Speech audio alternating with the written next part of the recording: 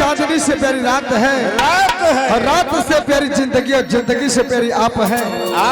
जिंदगी से प्यारी आप हैं। तो आइए चिखली के रहने वाले यादव जी की ओर से पार्टी में 20 रुपए के सादर सप्रे भेंट, मेरी मेरी पार्टी की ओर से बहुत बहुत धन्यवाद, बहुत बहुत नमस्कार।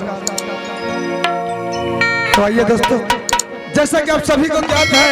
कोई भी कार्यक्रम की शुरुआत करने से पहले देवी देवताओं की पूजा की जाती है, वाजिब है भाई। तो आइए इसी कड़ी को आगे बढ़ाते हुए हम आपको ले चलते हैं जगत जननी मां शेरावाली की वंदना की ओर, जिसे लेकर आ रहे हमारे साथी कलाकार जश में है मिस्टर उत्तम चौहान जी, और लेडीज में है मिस रूपाली साहू जी, मिस पूजा साहू जी, मिस रागिनी पटेल जी और मिस संजू ठाकुर जी। आइए आप सभी का इस मंच पर हार्दिक स्वागत है, हार्दिक अभिनंदन है। बिल्कुल बुलाओ भाई रात दरबार में।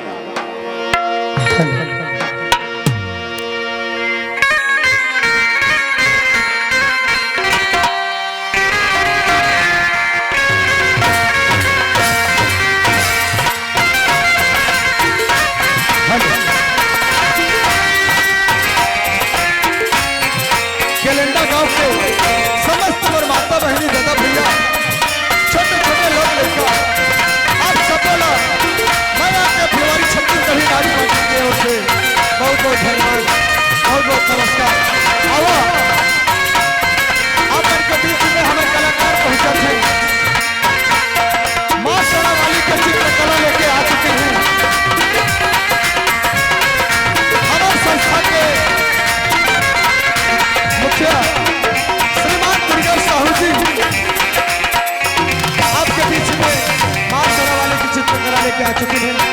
ओमर के साथ आरती के थाल सजा के आए हैं हमारे संस्था के जाने वाले कलाकार मिस्टर निरंजन चौहान। आप दोनों के बीच में अपना स्वागत है, अपना बधाई है।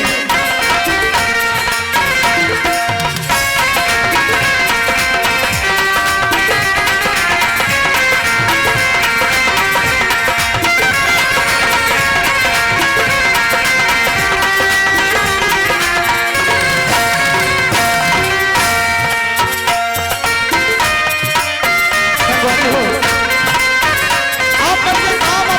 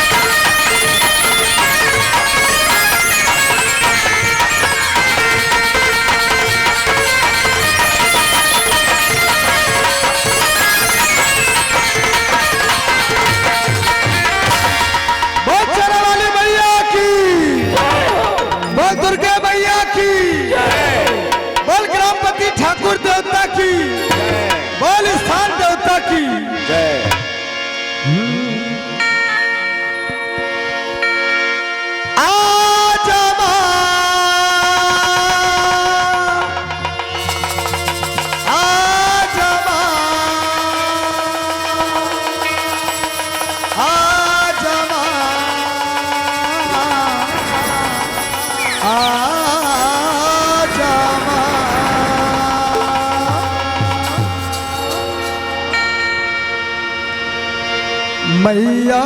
वो मैया जय दुर्गे मैया अम्बे मैया अर्ज सुन ले बनो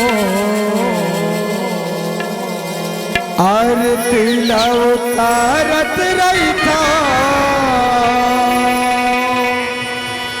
संझा बिहनिया मैं तो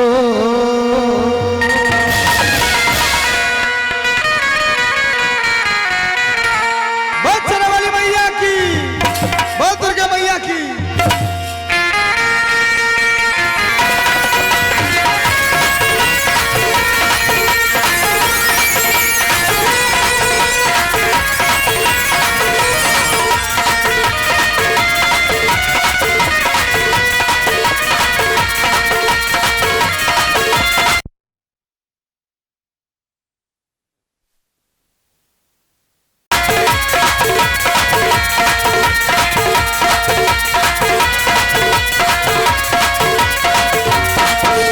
मैया जय दुर्गे मैया अम्बे मैया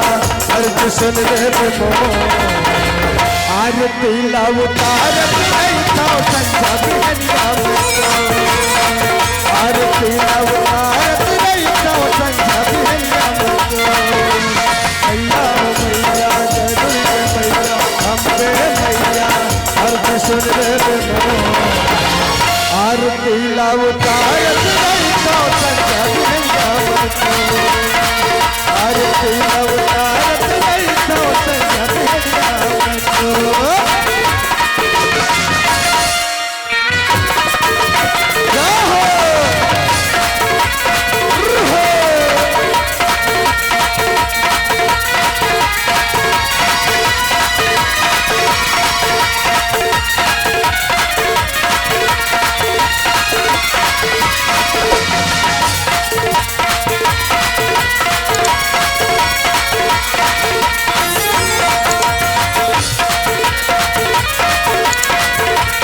बिहनिया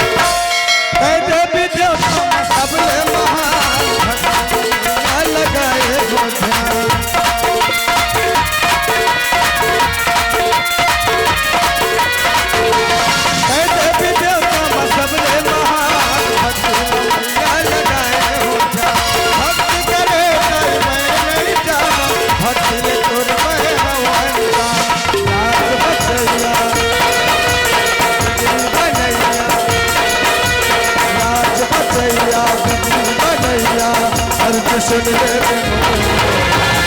आरती लाओ तारत नहीं था आरती लाओ तारत नहीं था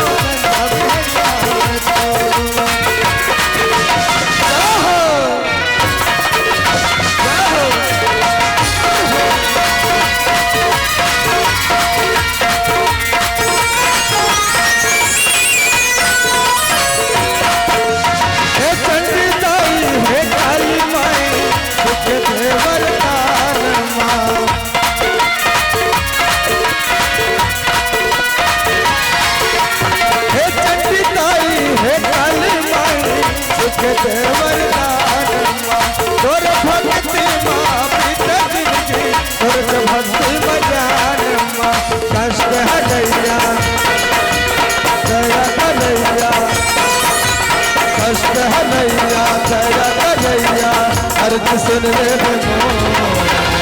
आरती लाओ तारत नहीं था संझा बिहनिया आरती लाओ तारत नहीं था संझा बिहनिया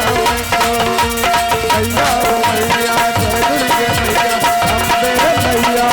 अर्ज सुन ले बनो आरती लाओ तारत नहीं था संझा बिहनिया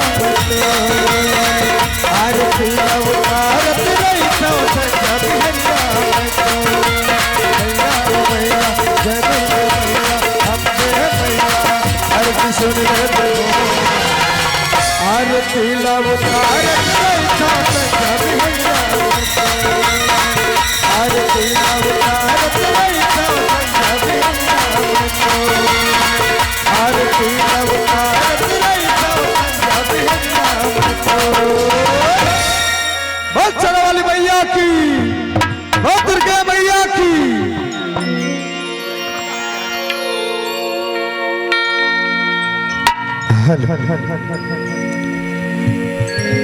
तो अभी अभी संगवारी हो आप वाला देखे बर मिली जगत जननी मां शेरावाली के ये वंदना। अब बाबा अपन के बीच में लेके आते हैं हमारे संस्था के कलाकार एक सुपर हिट छत्तीसगढ़ की गीत के बोल है आ जाना गोरी अब छिन तरसा।